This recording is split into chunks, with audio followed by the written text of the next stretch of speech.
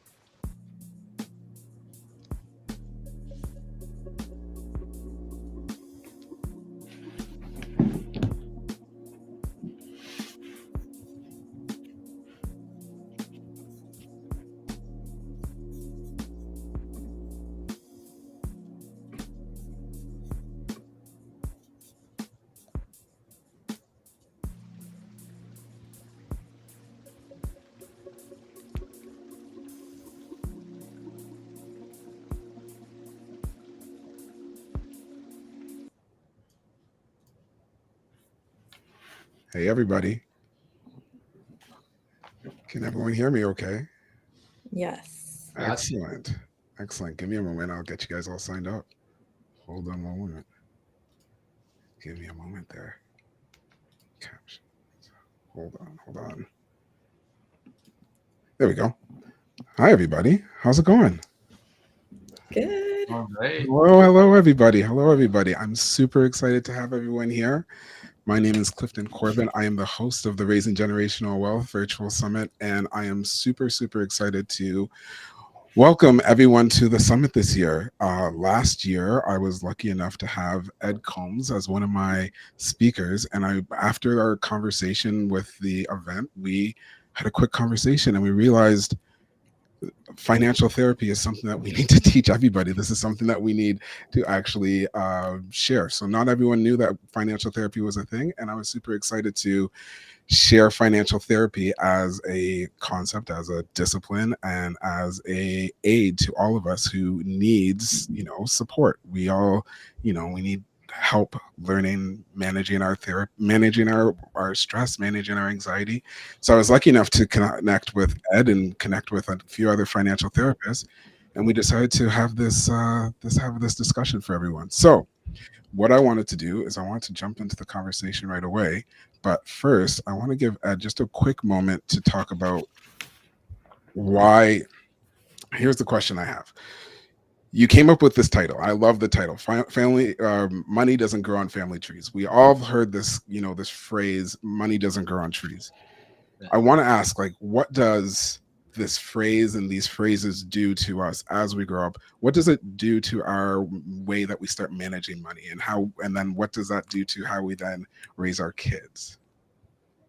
Yeah. Wow. It's such a powerful and evocative phrase. Money doesn't grow on trees. And I wonder how many people have heard that somewhere in their life. Right. And I reframed it to say money stories do grow on family trees. Mm, And because we all grow up in a family, and what we want to remember is when we come into the world, we're wired to absorb our family, our culture's messages about life and how to live it. And that includes how to experience money.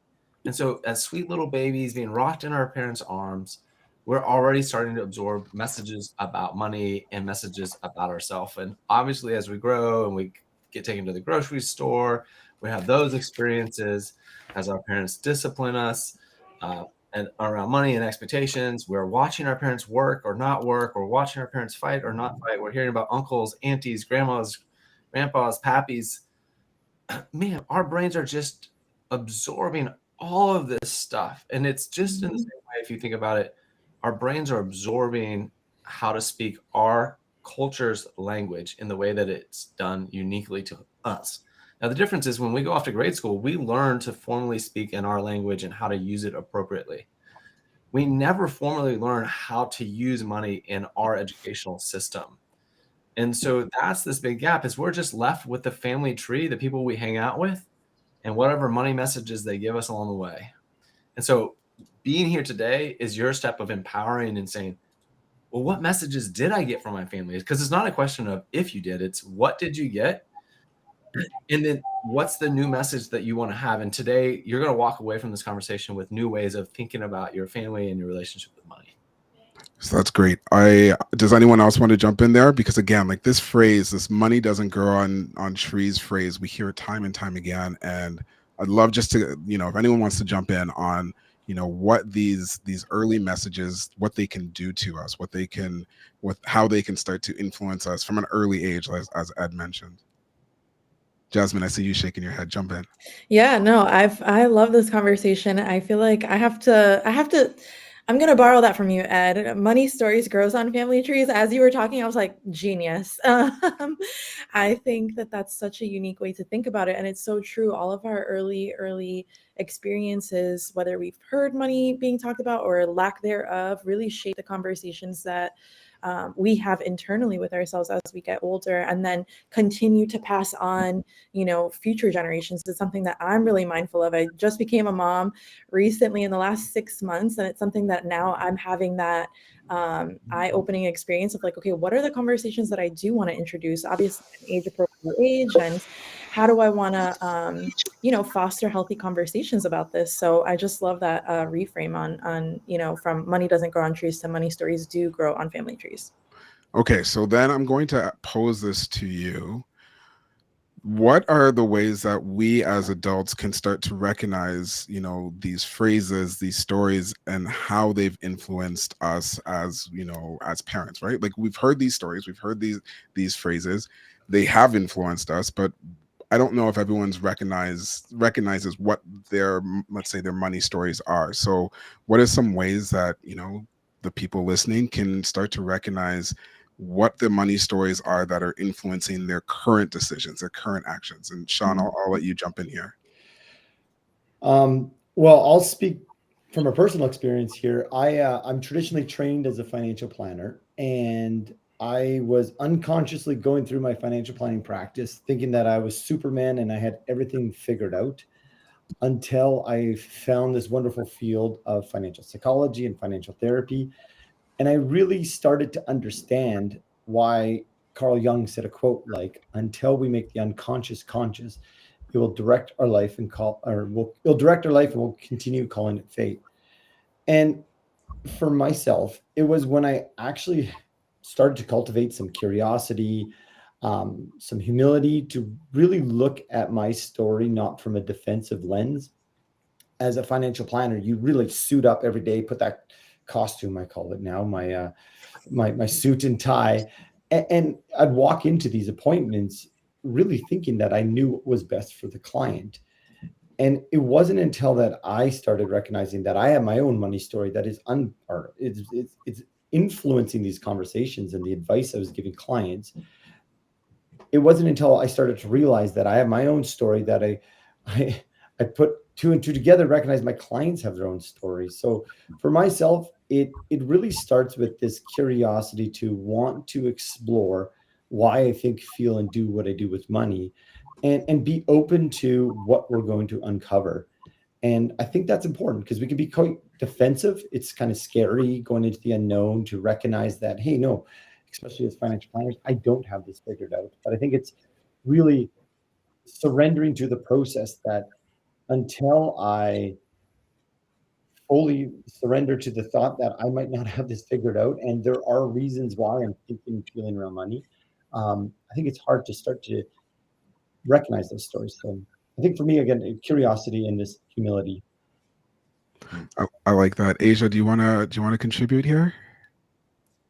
Yeah, and a lot of it is going off what Sean said too, but I really think it is about us getting honest with ourselves first and just taking the time to dissect all of it. So, we have, different activities that we might do, whether it's a money autobiography or mapping out your money narrative and your money story and really pinpointing these times um, that were good, but also could be bad, right? And I say bad because some of them really are bad and they're hard and they're negative, and we can really struggle to say that they were negative because it feels like we are almost insulting our parents in some way. So a lot of times, especially with the populations that I work with, it feels really disrespectful to say, hey, this was hard for me, or this was a negative experience. So sometimes I have to ask my clients to check their respectability for their family and their parents at the door before we start getting into it, because that can hinder somebody from really going into what their experience was for them. And I think it's important, not only as providers, but just as people, to really start taking a hard look at what those money beliefs are, what they come from, and whether or not it's coming from the phrase, right? And I also think that phrase is perfection. It really is. That we have these phrases, we have this information, we have these experiences that we lived through, but we haven't been understanding how they're now impacting what we do with our money today. The amount of people who are carrying around those stories, those phrases, and it's impacting their life that looks so different, um, is really astounding. And I want people to take the time to just like understand where they're coming from and allow themselves to have some time to, I don't always want to say heal, but let them become a part of you. Mhm. So that brings up something that, I can definitely relate to and I've experienced. So you mentioned how, we carry some of these things. One of the things that I know, especially when I started my journey into, financial awareness, if you will, was I had a lot of guilt. I had a lot of guilt. I had a lot of shame. I had a lot of anxiety. Ed, I think I've talked to you about this.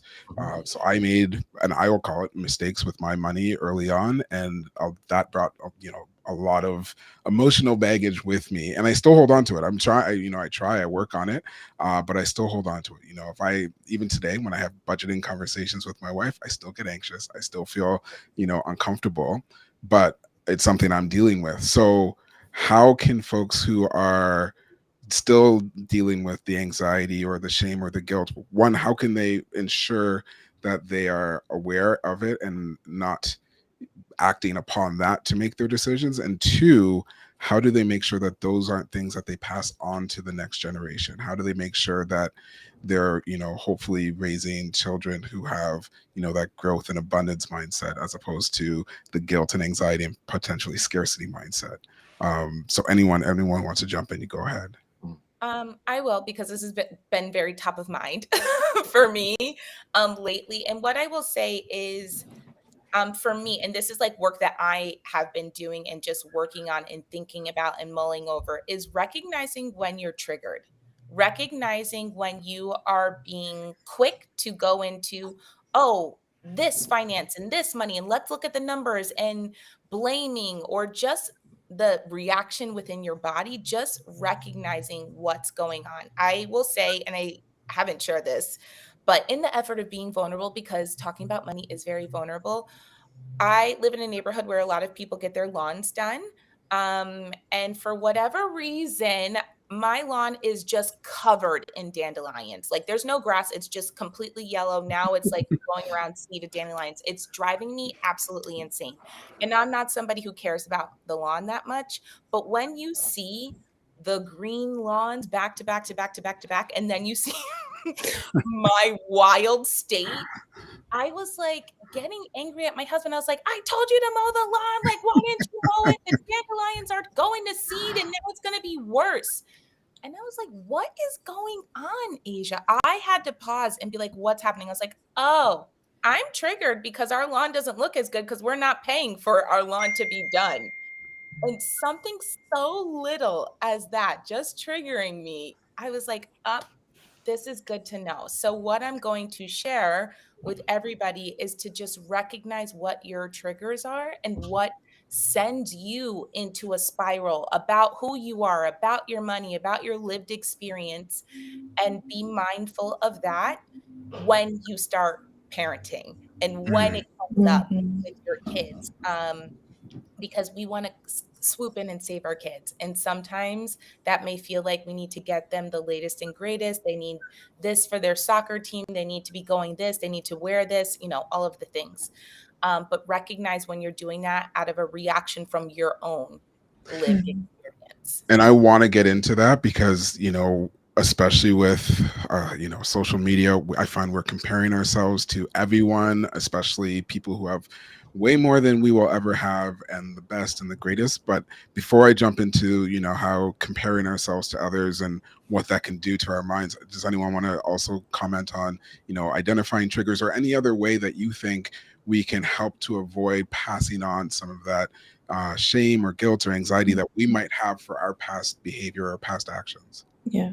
I actually want to just, I guess, add to that too, because as we're all sharing vulnerably that there are things that we're still working on ourselves, like, the dandelions under your lawn and everything like that, just recognizing that while we're still in that process of unlearning and relearning new things, like we might actually, quote unquote, mess up and say something that sort of does pass on something that maybe we wouldn't want to with our kids. And just recognizing that you can always go back and change. Like you can always, rewind the clock, if so you will, and just revisit the conversation with your kids if you notice that maybe there was some language that you used that you didn't appreciate around not being able to afford something, or you got short with your partner around not being able to budget, and having conversations around that. But having that ability to recognize it and then go back to the conversation and say, hey, I actually want to try this again, or I actually want to revisit that conversation again. And I was thinking about it. I didn't really like how that came out, but this is really what, my feeling was when it happened, and how I wanted to rephrase this going forward. And I think that's such a powerful tool in itself. You don't have to be perfect when it comes to having these conversations. And a lot of times I can say for myself, I'm not perfect at the first try. At least my tone I'm learning is, there are different things that what people hear versus what I say, or what I hear coming out. So, having that ability to just circle back is so key. I want to jump in real quick because I do that. Like I will do the, my initial reaction or response or conversation. I know it didn't hit the mark and I will go back after, but I think it also requires a little bit of humility, right? Because we now are showing our children we are fallible, but I think that's also amazing in that it shows that they can be fallible too. They can make mistakes. We all make mistakes. But I love that. I just want to highlight that. Like we, our original or initial comments or conversations, if they don't work, if we, reflect on it, like that wasn't the messaging I wanted to give, shoot, you can go back and be like, and you can explain it. You could say, in the moment I was, triggered, or in the moment I was distracted, or in the moment for whatever reason I said this, or you might have interpreted as this, but what I really meant was this. And there's, we do get some redos. So Absolutely. yeah. And your kids pick up on it. Like they will learn. I had a call with a client the other day, and she said that was one of the tools that we talked about her implementing, like redos. And last week she told me, she said, my kid said something out of line and just looked at me. And when I made that face of like, you're in trouble, they said, can I get a redo? And then they Oh, I wrote like back that. and did it. So our kids are, they're picking up on these things. And that's such a beautiful and powerful message to give to them, that they have that option to go back and fix things. Oh, I really like that. And I think, what's so helpful, one of the things that's given me so much peace is learning about our nervous system. And that, most of us have heard of the fight flight system. Like that's in our nervous system. That process moves lightning fast, faster than our conscious reflective self that can respond helpfully and thoughtfully and loving. And so when we are saying you get triggered, we literally mean your nervous system has had a response to something that feels threatening, and it's overriding your more reflective, kind, loving way of doing things. And so, as Jasmine's saying, is if you know that there's space to get a redo, that allows your nervous system a chance to reset and rewire and know, like, I'm actually safe. I'm okay. And like the way I like to talk to my clients about it is we're in one of three phases in relationship with people. We're either in relationship, things feel pretty good, we're enjoying ourselves, we're in rupture, or we're in repair. That's the map. There's three ways of being in relationship. Things are feeling good, relationship. Rupture, things are not feeling good. Something's been said, done, felt. Okay, next step, repair. Too often we try to just go back to relationship. Right. and we skip the repair, which is the redo, the acknowledgement for our reaction.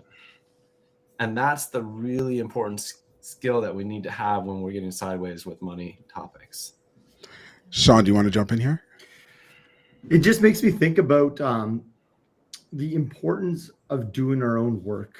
And I speak from my own experience where I've had the fortunate opportunity to interview maybe over 250 people on money stories and their view and lens. And it seems to me it's the ones that read the work and also, most importantly, did the work that were able to do what everyone's talking about here. And for myself, as I started trying to do my work, I started to realize, like everyone's talking about here, is that we don't get it perfect. And a saying that I keep saying to myself is that I'm always striving and never arriving. Because at first I had this lens that I'm going to have it figured out. I'm going to be the best emotionally financial attuned person in the world. And then my wife's like, oh, we should buy this. And, it just put me over the edge. And so what I really tried to work on is that triggering. And I mean, it's a commonly used quote because it's so powerful, but how Viktor Frankl has said that between stimulus and response lies our freedom. And I think what has allowed me, and having conversations with over 200 people, is doing the work, doing these reflective exercises, actually finding out, the stories that we were given, how are they impacting us today? I think it gives us that opportunity to slow down those reactions. So I guess in summary, it's doing our work and really committing to it and knowing that we're humans and we mess up all the time. Mm-hmm. I have to laugh a little bit. My wife wanted to get our lawn fixed because it sounded like your lawn. And let's just say I have a money story that likes to keep money in the bank account, and she wanted to hire someone to do it. And I said, no, let me do it. And I don't know if you've ever used Roundup, but you're not supposed to put that all over your lawn. And I killed our entire lawn. And it's costing a lot more money. So that brings up another point that I would love to jump into. So we are all dealing with our money stories. We all have, our preferred way to manage money, to whether we're, more prone to saving or spending or what have you. But for many folks who are raising kids, they're not doing it alone. They're doing it in some type of partnership, whether that be, a marriage or a mixed family of some sort. There's so many different permutations of how a family can look, which just adds more complexity to managing money. Ed, I see you shaking your head. I know that's your jam. So I'm going to look at you here and say, what are some helpful tips? What are some helpful things that we can do as individuals and as couples to minimize the conflict that will potentially, I don't want to say it will naturally come, but potentially come when we're dealing with, different money operating systems? Wow, Clifton, I just want to acknowledge money operating systems. I don't think I've ever heard it said that way. And operating systems. Perfect. Feel free to use it. I didn't copyright it. It's all yours. That's awesome. I think this, as a trained family therapist, one of the concepts that we learned very early on in school is that we live in what's called a family system, right? We're not individuals. And in the Western world, we think about ourselves as individuals, and that biases us for the thing that we all know is true, is we're actually individuals in relationships with a bunch of other people. And the classic metaphorical image is, if you think about like a baby's mobile that hangs over the crib, and one piece is moving, moves the other piece, and another piece moving, that piece moves the other piece, and so on and so forth. And so when we live in a family system, my feelings impact my wife's feelings, which then impact my son's feelings, which then impacts my other son's feelings, which then goes back to my wife. And then it moves through me. And so at first when you start to think this way, it can feel kind of chaotic. But if you take the time, we all know that there's particular dances that my wife is going to most likely respond this kind of way. My son is most likely to respond this kind of way. I'm most likely. And so we are actually relatively predictable in our actions. But the thing that's so powerful to understand is, if we take responsibility for our role in the system and we change the way that we show up, the system will start to change. And most of us as humans are prone to look at, how do we change everybody else? that's a fool's errand by and large. But if we can take responsibility for how we're showing up in the system's going to be forced to respond. Now, I would love to say magically everyone's going to say, yay, thank you for taking responsibility for your money story. Now I'll take responsibility for mine. No, it's not quite that linear. But I think when we can model and live in that way, we get to live at least from our own place of integrity. And yeah, sometimes that does mean that people have to go through difficult relational cutoffs in order to maintain more of their own homeostasis. But that's the extreme end of the continuum. And that's where I think, you're sitting with a group of professionals today where our job is to be able to partner into your family system and help you through that process of change so you don't have to lose the most valuable relationships, except for in the most extreme cases. I want to say so many things right there. I'm going to say one thing really quickly. It makes me think of Stephen Covey. It's like you can control your actions, but you can't control other people's actions, and prioritize put first things first.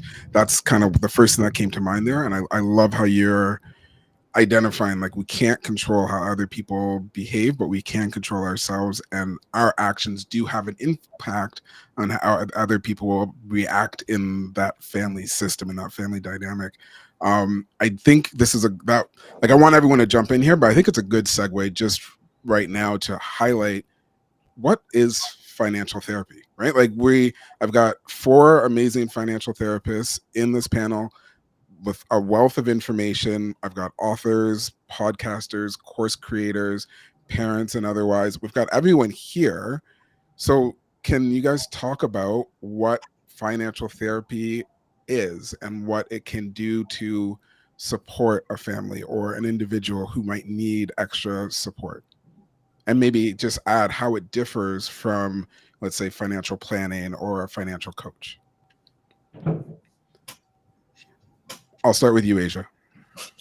I was like, I'm like, everyone wants to jump in or no one wants to jump in. So I'm looking at you. So financial therapy to me really is an art of combining the theory from both mental health as well as the financial professional side of it into helping people understand how they think, feel, behave, show up, react, and have a relationship with money. And I think when we start talking about families, we know in America that when people get divorced, a lot of the reasons why they're getting divorced are centered around money, are centered around communication. And that's going to be really important for us to understand what's happening with our relationships to money that it's impacting us so much. And when is it creating barriers that don't allow you to push forward in your life? So that could be financial stress, financial anxiety, just what's going on that it is really hindering you from living what I like to call your best life. And I don't think that we give enough credit to humans in general, and we're so mean to ourselves and we like to kind of deal with our meanness and our harshness to ourselves alone. And I think it was what Ed said around giving them space to kind of have those conversations as a provider. But really, it's also like, I don't want you to react this way to your partner or to your mother who lives with you or your other lived in family member. So let's create a space where you can do that here. So that when you are going to have that conversation, when it's heated, when it's uncomfortable, that we've done this or we've walked through it. So it's not the first time that you've thought about this because you were able to let out your raw, true, honest emotions with me without worrying about hurting my feelings. But now you can actually say what you want to be able to say to your family in a different way that may not be harmful. And I think we do not give enough credit to people needing community to just do that. Like, can I just practice what I want to say with you so that I do not lose my mind when I'm in this conversation with my family? I don't want to do that. And that's what this space can be for people too. So a lot of nuances, but I'll stop there because I want to hear from everybody. No, I know. Anyone else have any thoughts on, like, or would like to give their thoughts on what financial therapy is and how it can help, and maybe how it differs from some of the other financial professional services. I'll go with you, Jasmine. Yeah. Just echoing everything that Asia already said, because I think that was such a beautifully well-rounded description of what it means to be a financial therapist. When I explain it as trying to really just encourage clients to build awareness around their financial beliefs, their emotions, their triggers, their habits, because that's where it starts. Unlike a financial planner or somebody else in the financial professional space that might be giving you just the strategies to actually do. What a financial therapist is really intended to do is to help you figure out why maybe some of those strategies don't stick. Or, for instance, why budgeting feels really hard to stick to, or why does it feel really upsetting every time you see another Amazon package come in and you're like, oh my God, my wife's spending all my money. Or what feelings come up for you when your kid is asking for, their 10th birthday party and they want it to be at this like extravagant indoor jumpy bouncy house place with 20 of their friends and you're like boiling inside. So it's really helping you kind of understand from an awareness and curiosity perspective what's really going on, so that way you can actually make decisions from an informed place, but from a place that actually suits you and your family, and not feeling that shame and guilt that it should look a certain way or it needs to be operating a certain way when it comes to your finances. So for me, it's about, again, understanding your awareness, your curiosity, and your values around your finances first.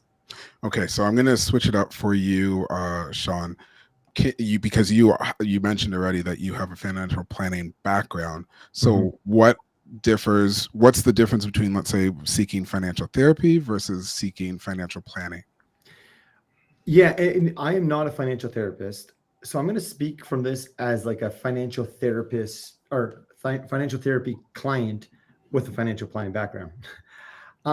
So after going through some financial therapy, after really having some curiosity to find out my story, I learned that, I kind of mentioned this before, that I became a financial planner unconsciously to myself at that time because money gave me this sense of power.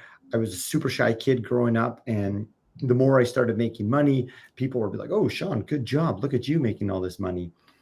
And it really spoke to this shy part of me that felt seen, heard, and valued when people talked to me about money. So I became a financial planner. And I think that's the reason why. I don't know for sure, but looking back. And so as a financial planner, I got a lot of surface level satisfaction from being the guy who, like I said, costumed up, talking to them about their portfolios, networking with clients with a lot of money, and feeling the very surface level satisfaction that these guys see me. What financial therapy allowed me to do is like take off that tie, that suit jacket, and really look inside of me to see that, holy smokes, like money is complex, disorganized, and written from many different parts of myself that I was just totally unaware of how I was operating. It was just big concoction of mixed feelings, misunderstood parts of me, scared parts of me. And financial therapy allowed me to, without feeling too much shame or pain, it comes along with it, but it gave me permission to feel that and see, hey, wait, no, perhaps this money is giving me all this satisfaction and making me feel seen, valued, and heard because my self-concept was low, or my view of myself was low, from, I think, based on the shy kids. So financial therapy gave me the opportunity to piece together these misunderstood, these hurt parts of myself, to kind of see the whole Sean, where now I can really derive satisfaction and enjoyment and recognize that, I am enough. I don't, if I don't have as much as money as I want, that's okay. We can work towards that, but I am not my money. And before financial therapy, I was really ingrained in like, my success is based on how big my bank account is. And we know that that journey can be very hard, and frustrating, because I don't know if there's a finish line in that race. I really appreciate that insight and that, well, just that honesty, to be honest. Ed, I want to come to you. So when we first started talking about this, and I mentioned this at the top of the conversation, one of the most feedback, one of the best pieces of feedback I received from last year's summit was, I didn't know financial therapy was a thing. And I was like, well, this means I need to help make it more of a thing. So I was like, I connected with you and I was like, Ed, how do we make sure this becomes more of a thing? Because I know the value is there. So I'm just going to leave it open to you to say, like, how do we make sure people recognize the value of financial therapy, and or when should someone start seeking financial therapy as a service? Because again, it's still, I believe the profession is still not very well known. So how do we help people recognize, hey, there's this service out here that can help you, your family? Yeah. Well, Clifton, I'm honored to be here. I'm honored to be among such cherished and dear colleagues. And I think what I want people to understand is that this profession and its formalization is about 15 years old now, and it's taking time to build the momentum. But it is getting progress because you're here, you're listening to us. And so if each one of you, if you hear something that you like, can tell 3 to 5 other people, share this conference with other folks, that's how we're going to start to spread this. So that's the organic side. What we haven't named is there's a professional organization called the Financial Therapy Association, which is creating training so that people like Asia, Jasmine, Sean, and I can have the knowledge and skills to help people, because this is what makes financial therapy different than I think some of the financial coaching programs and financial planning is. Some of it's the training and the way that we think about people. And I think, my colleagues here might disagree a little bit, but for me, the way that I think about financial therapy is a lot like a sports analogy. Is if you play basketball and you're wanting to get better, you go to a coach, right? But if you're struggling to get better, then the coach has got to figure out like what's going on. And if it's like, hey, my ankle is hurt, you go to the physical therapist. Right. And so like a money coach is about trying to help you make progress forward towards your financial goals. But they're also assuming that you're a healthy player.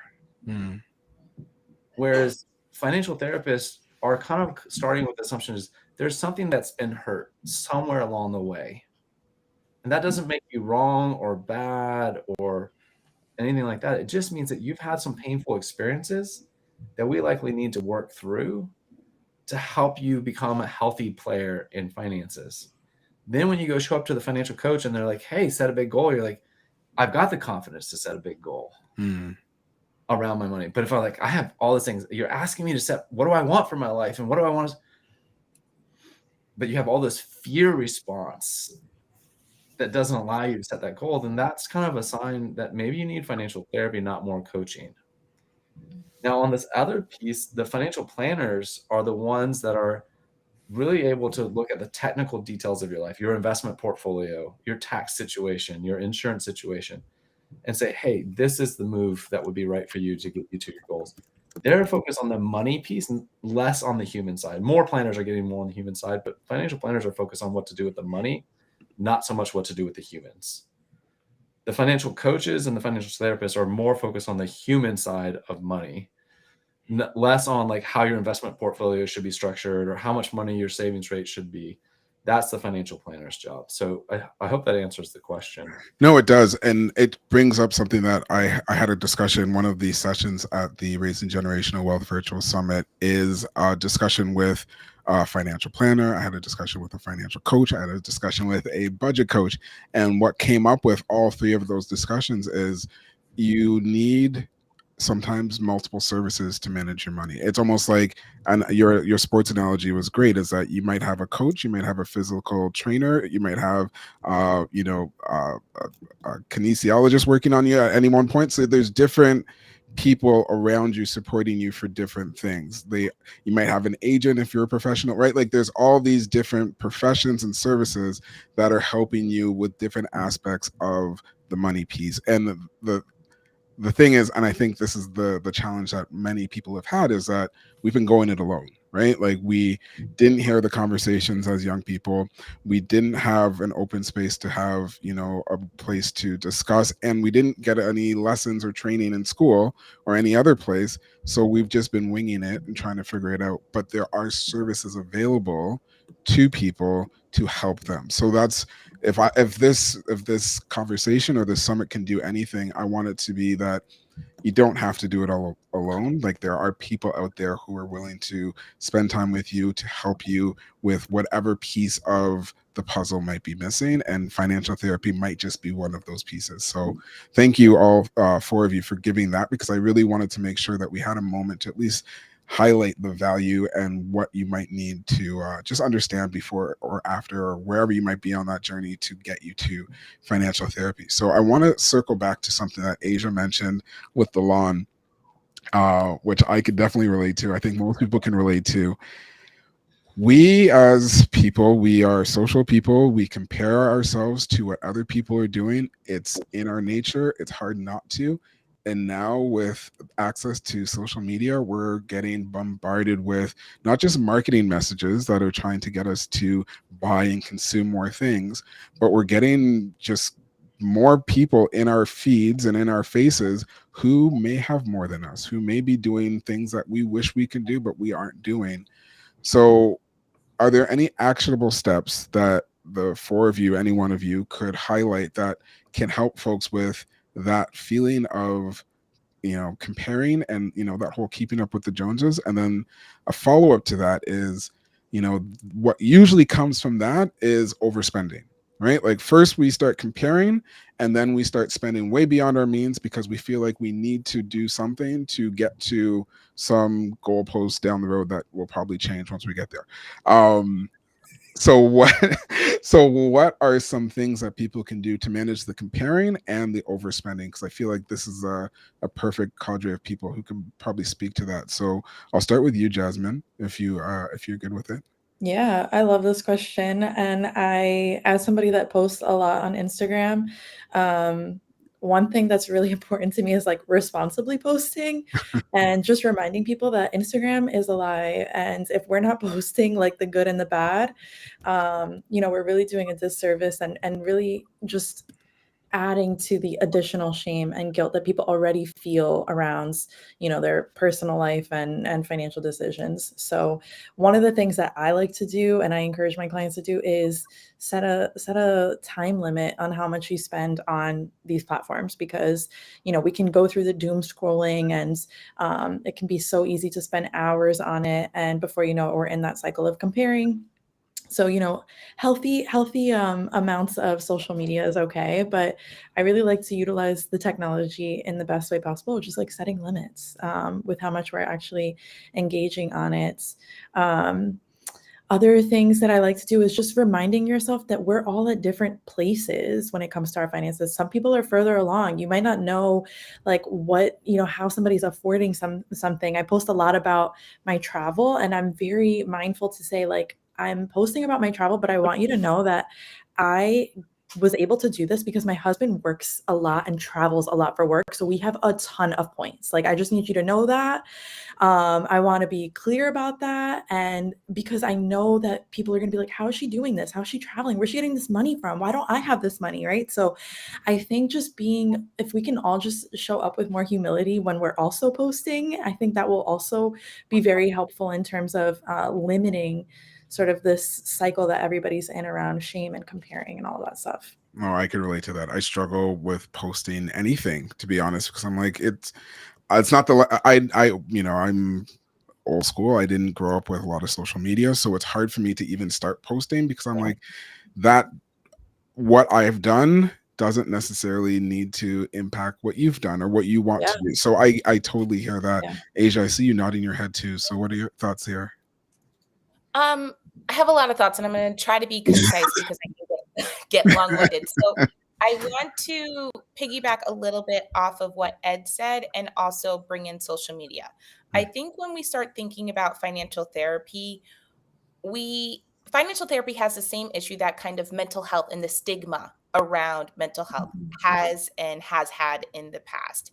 But when you think about financial planning, they're very much so old school, right? This is antiquated now, but I think there is a foundation of like people who have money need a planner. People who have money need a financial advisor, and that's why they're going to them. So in its kind of in that spectrum, there is almost like a seesaw of foundational, like, is this rooted in strength? Is this strength based?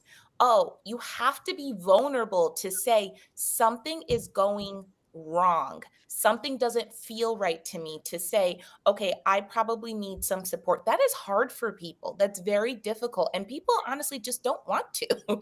um, and that can be really difficult of a hurdle to jump, to say, I need to be vulnerable and be honest with myself and admit that something is not feeling the way I want it to feel, or that it could feel like. And with that comes then enter in social media, which for a lot of, consumption looks like the beautiful life, is the Mhm. highlight reel. So if you're sitting on one side of, I feel guilty, I feel shame about my own financial situation. And to be clear, you can have all the money in the world and still feel really bad about your money. And I think we forget that. So if you're sitting in, oh, I need to be vulnerable and tell somebody I'm struggling, but this person's not struggling. Their lawn looks great. They're going on all these trips. They're having the best time. But we don't see how frequently they're on the other side. And I think that seesaw, I think, is the best Yeah. way to put it, makes it difficult for people to just be honest, makes it difficult for them to show up in a real state in your car, talking to your camera, to be like, listen, I'm just stressed about my damn lawn. This is a beautiful problem to have, but I'm stressed about it. And that beautiful camping trip you saw me take was because I didn't invest in my lawn, but I invested in camping gear, right? So I think we miss the nuance Yeah. in the, I'm just showing you everything I want you to see, because it is Mhm. hard to be vulnerable and honest to the people we love the most. And then you open it up to potentially the world to see. That's even more difficult, to be like, my life looks beautiful, but I actually am miserable. So I love how you put that. I also love what you said there, Jasmine. Like, social media is fake. Like, it's not a real thing. It exists, yes, but it doesn't show us reality. And that's again why I post so irregularly, because again, I have no problem showing some of the real, but if I show, like, I just went on an amazing vacation with my family and I haven't posted any photos of it because I don't know how to post that and also give the all of the sacrifices that we had to do to right. get to that part, and all of the things that we're not doing now because of that trip, because it wasn't like we have oodles of money and we're able to do these. Like, it was an amazing trip, it was a trip of a lifetime, and I would love to share that with my friends, my family, and some of the people who follow me, the audience, and all the rest. But it's, again, it's how do I, as you know, in a post, in an image, show the reality. And honestly, I don't know if there's a real way to do it without, because it's, again, it's a post, it's a clip, Yeah. there's no nuance there. And I don't want to give that false impression of, you know, opulence, which is what I think most people see when they see these posts online. I don't know if anyone has any thoughts on that, but that's kind of why I post so regularly. And I do an event like this where I could be like, you know what, I did go on a trip and it was great, but it cost a ton of money. And now, you know, we're doing almost nothing for the next 2 years because of it. And that's okay. That was the choice we made. That was how we decided to prioritize our finances. And that's all good. But you can't do that in a, you know, in a quick Instagram post or reel. Sean, I see you nodding your head there too. Do you want to jump in? Sure. It's just making me think about, like, first off, like, we are so hardwired to do all this comparison, Mm. and social media just seems to put a fuel on the fire of this innate human experience of so comparing.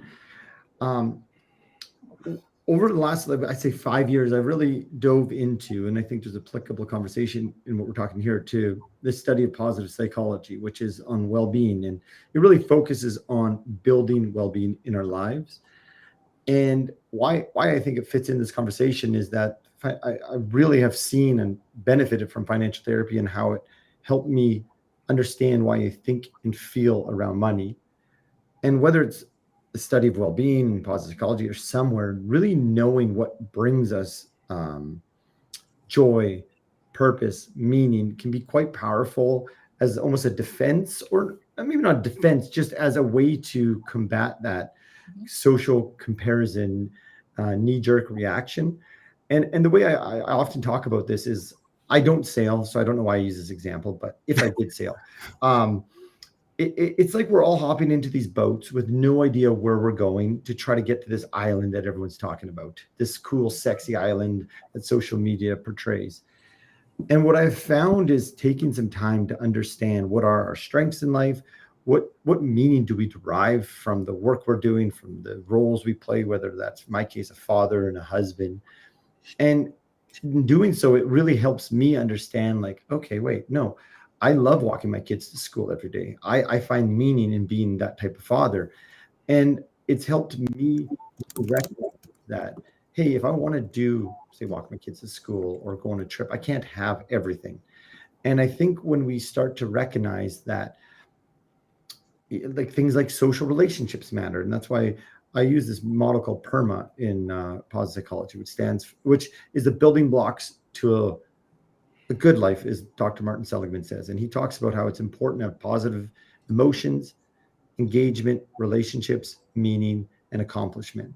So I really have found when I'm talking to people and myself, when we add those domains in our lives, it helps reduce that knee-jerk reaction, like, oh, I got to go to this island, I heard it's really cool, as opposed to defining, like, you know what, directionally I'm going to go towards this island because relationships really matter to me. So I guess we know that money overspending often is an attempt to make us feel significant, joyful, and connected. And it often is shallow, and it can't do that in an enduring, lasting way.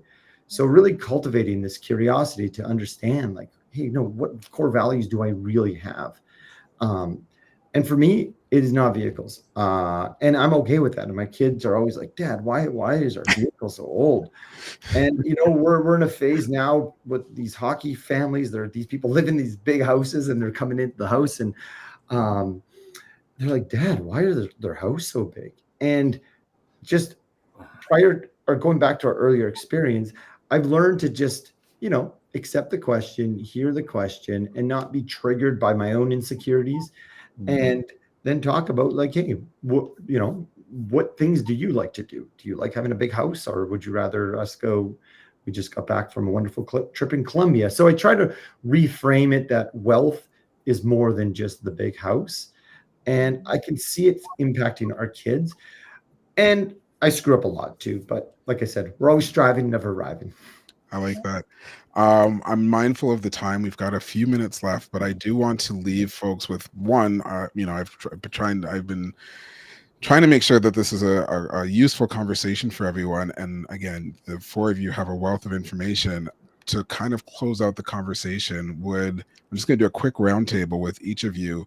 And if you wouldn't mind, kind of building off of what Sean just said, if you wouldn't mind leaving us with something that you think can help us to either model healthy relationships with our kids, or, one step that we could do today to have, a better relationship with either our money, our relationships, our relationship with money.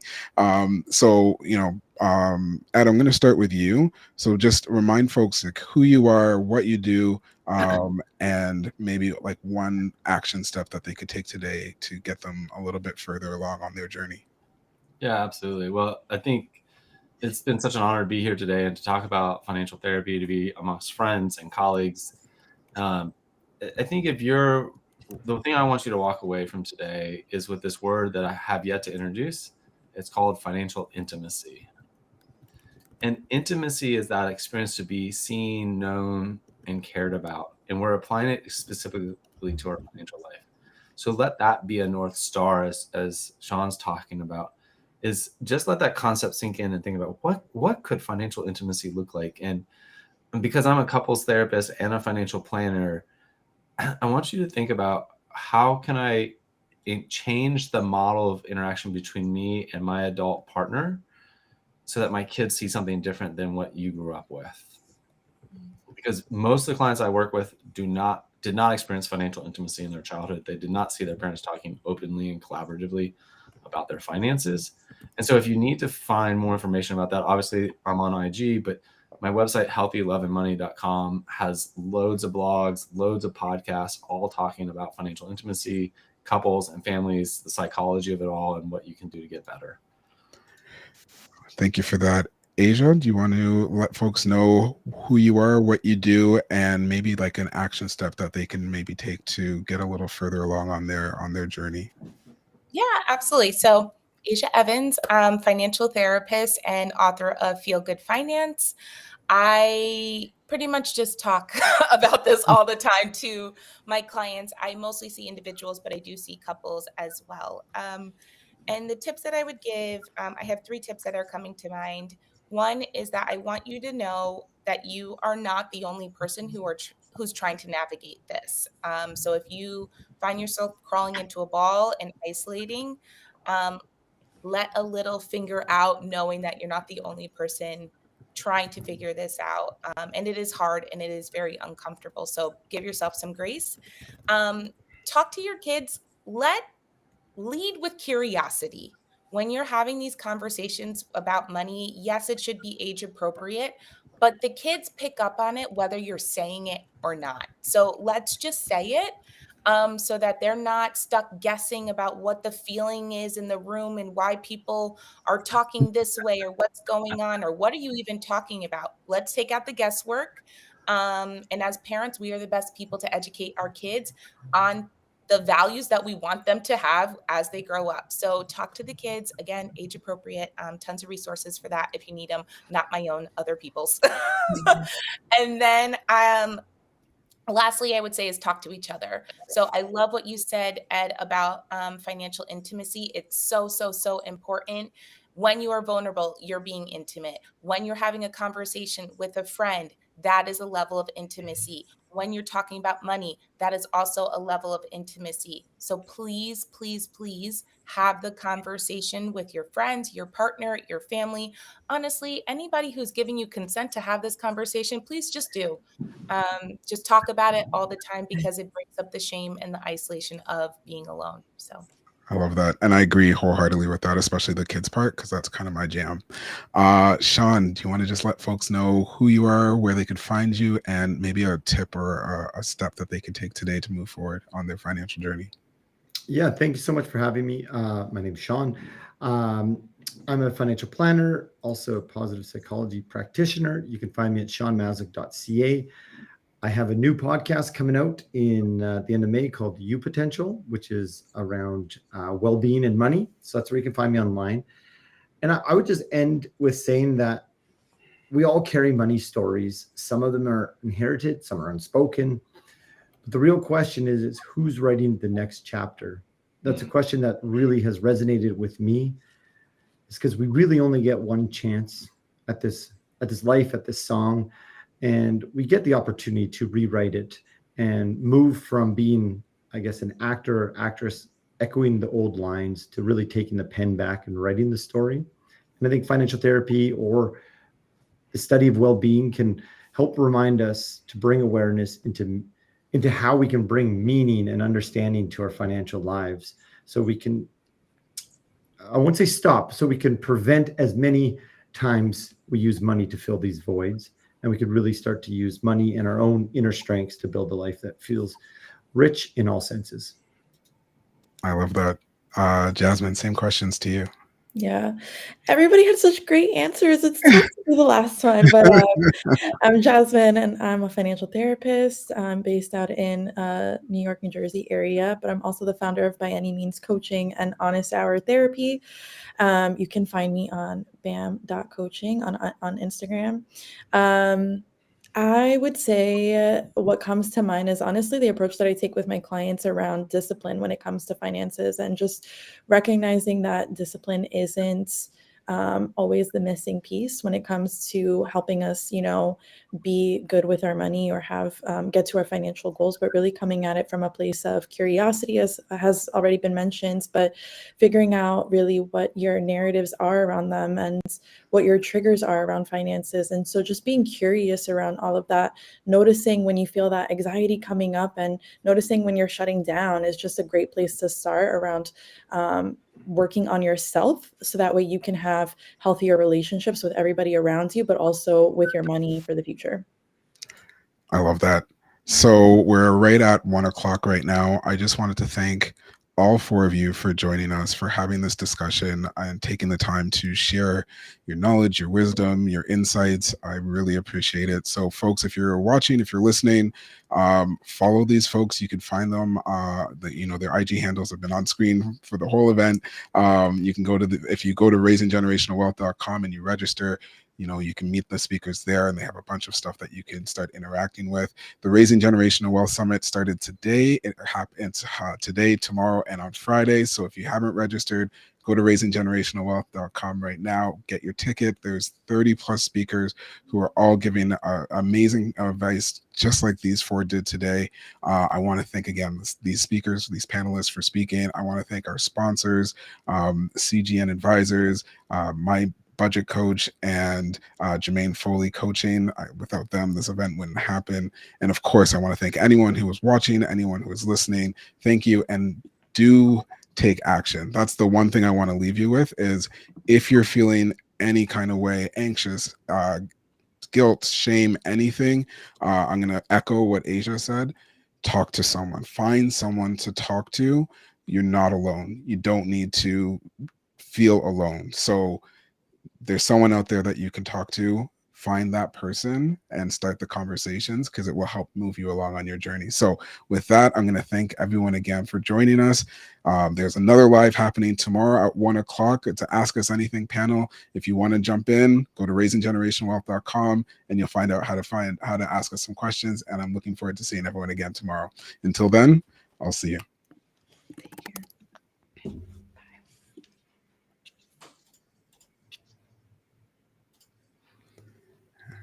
Okay.